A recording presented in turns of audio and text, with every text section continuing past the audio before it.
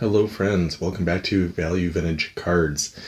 Today's video is going to be a share of recent COMC pickup, as well as, I'll say it's about 8 cards I picked up on Facebook, and I think you'll see why I picked up those 8. They all kind of came as a lot, and they are helping to fulfill a goal and mission of something I'm collecting. So we'll take a look and see what you all think. Turn it around and start looking. Alright friends, I'm going to start with sharing on the Facebook side. So these were all purchased from a fantastic seller, really. He's one of the more popular within the space of Venezuelan cards. So I've shared quite a few. There's certain sets in the Venezuelan runs that I appreciate more. Some of these are a little bit rough, but as I introduce a couple of these, the front's actually pretty solid. Let's go here next. So Jimmy Collins. If you're familiar with these are all 1967. So 67 kind of is just extra neat because there's 3 different components. There's like a Winter League portion, there's kind of the Major League equivalents, which tend to be a pretty fun way to collect those, and then there's the Retirado. With these, you see a lot of them, even the ones that have less damage, have scrapbook damage, most likely. You can definitely find them with some clean backs, but damage is very, very frequent. So one of the things I look for is if I can get a clean front, and in a perfect world you can at least read some of the back. Now in this case you can read none of the back on Tris Speaker, but that's 3 of them. This little subset, there's 50 of them. It's some huge, look at that, that's a nice clean back, really.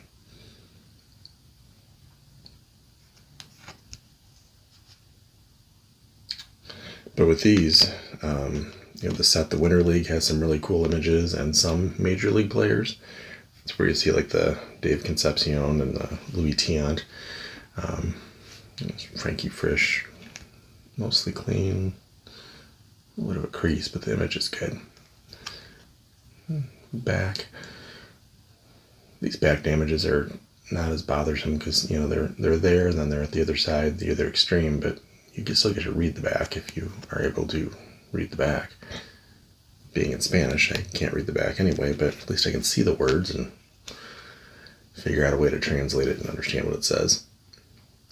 But the little subset of the Retirados is really about 50 cards. With these 8 that I picked up, that means I am at 44 of the set. 44 unique.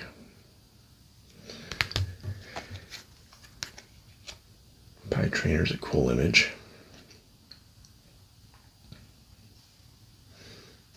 It is fun because all these images were more or less just borrowed / stolen from something else, so it's neat when you can track down the item that has the original image on it too. And the last one that I picked up is Bobby Dorr.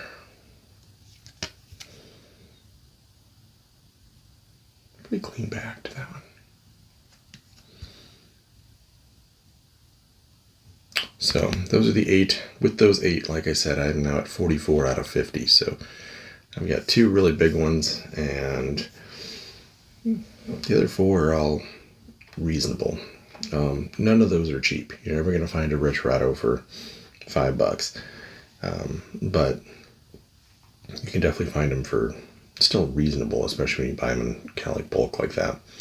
The other part of this is going to be COMC. So I picked up right around 20 cards in COMC, I think.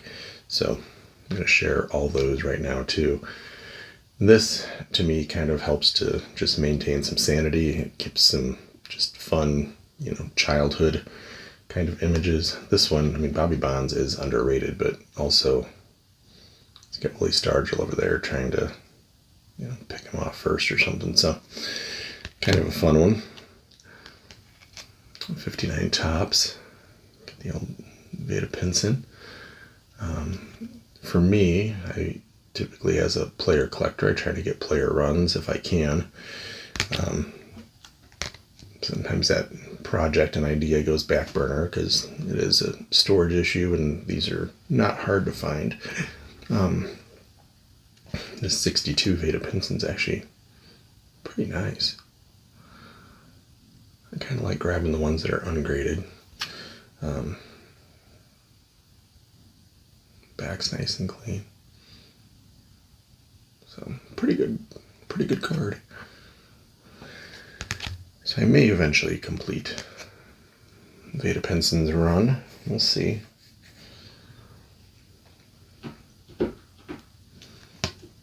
I guess if you go long enough term, at some point I'll probably get close enough. It's the completionist feeling of it. If you end up with, like the Reiterato set, when you get to 44 out of 50, you kind of start saying like, all right, well, it'd be silly at this point not to complete it. You might as well, right? So, nice clean cards. Another guy that I feel like is not represented in my collection really. He's not a Hall of Famer.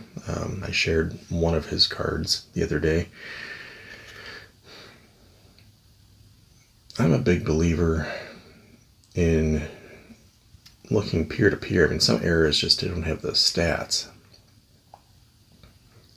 And some positions and the evolution of the game, different things. I mean, Freehand was, I forget what it was, 8-9-time All-Star? I'll have to look that up.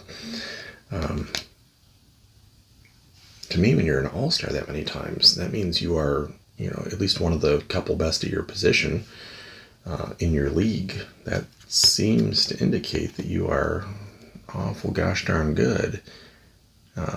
Your batting averages is 1967 tops, 234, 12 homers, 22 doubles. That doesn't reek of Hall of Famer in our world in many cases, but the reality of, catchers back in the day and era, if this was not people are winning batting titles barely over 300 in this era, so maybe 230 and 240 is not the same situation we're thinking of from, Wade Boggs and Tony Gwynn era. So a little bit different perspective. Look at those last couple of years. Now we're talking. Now we're getting into some peak seasons here. So I think cool images. I mean, we always say catcher cards are great, right? How do you not appreciate a good catcher card? Bill Freehand, catcher, first base. So a little further into his career. His career stats are never going to be mind-blowing. Not a huge double machine. Had a few years with some homers, but not a big slugger, but great defensively. And like I said, the all-star factor always kind of sits with me. You got some players that just simply made an impact in other ways, but I feel like saying that almost diminishes how good Curt Flood was. If he was just a guy that had some, political change to his career, I don't think he gets in the discussion. But the reality is he was a really good player as well. So it's his first card, I guess, rookie card, but it's amazing how affordable all these are. 1960 tops. I thought great images, great colors. And I've got a couple of friends working on their Curt Flood run.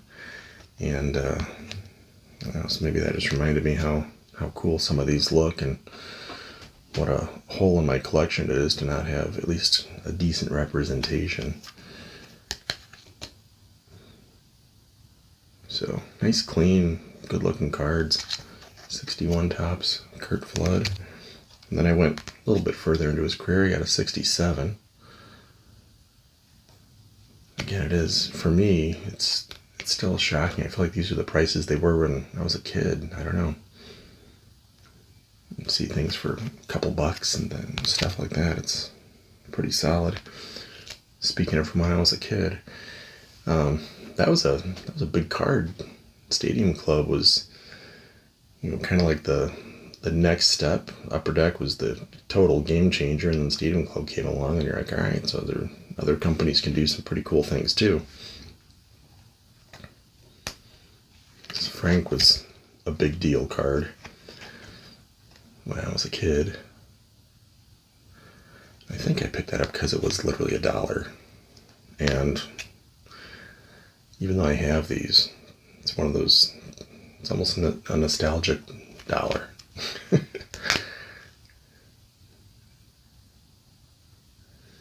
So, back to back, first couple Stadium Club cards for Frank Thomas, another guy that's, statistically clearly is Hall of Fame, so it's just a matter of how you feel about his character questions.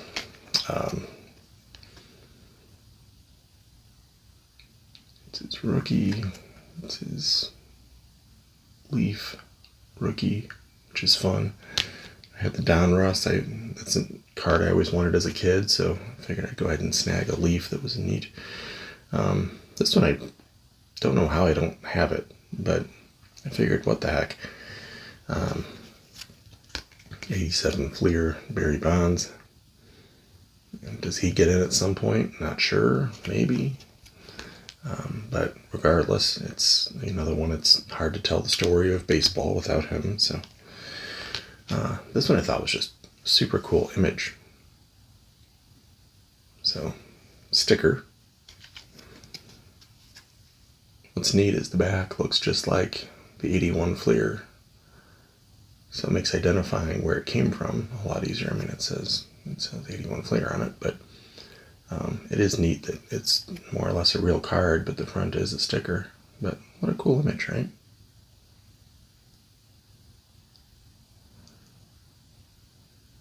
Old Braves jerseys. This one way off cut, but